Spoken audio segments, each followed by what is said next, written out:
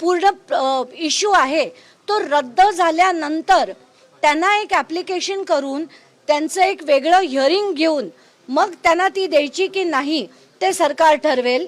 आणि त्याच्यात सुद्धा मी त्यांना सांगितलं की मी ती सगळी डॉक्युमेंट्स व्हेरीफाय केली आहेत, तर या सगळ्या गोष्टींवर विचार हा नंतर करण्यात येईल. आत्ताच्या घटकेला सगळ्यात महत्त्वाच्या गोष्टी अशा आहेत की सरकारने जे 42 कोटी रुपये देऊन तो व्यवहार रद्द करण्याबद्दल जी नोटीस काढली आहे तीच मुळात चुकीची आहे. तर आत्ताच्या घटकेला तो अधिकार हा महसूल विभागाकडे नाही, तो सिव्हिल कोर्टच ते आदेश देऊ शकतं.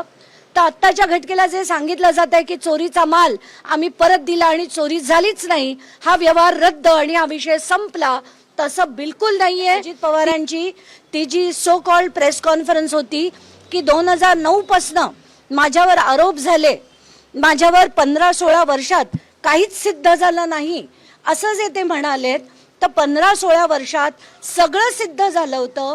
त्याच्यावर चार्जशीट देखील झाल्या होत्या, पण तुमचे मित्र देवेंद्र फडणवीस असल्यामुळे ते सगळंच्या सगळं बाजूला टाकलं गेलं.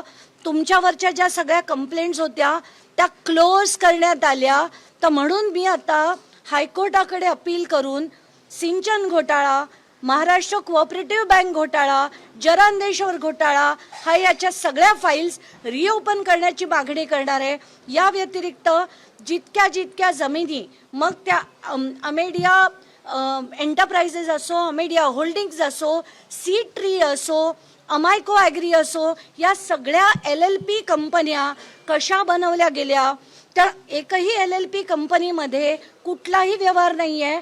त्याचा ग्रॉस रेव्हेन्यू शून्य, सेल्स शून्य, ग्रॉस इन्कम शून्य, अशा बोगस कंपन्या फक्त बनवून जमिनींचे जे व्यवहार झालेत, ज्या देवेंद्र फडणवीसांकडनं 2011 साली मी अपेक्षा ठेवली होती की ते सिंचन घोटाळ्यावर योग्य ती कारवाई करतील.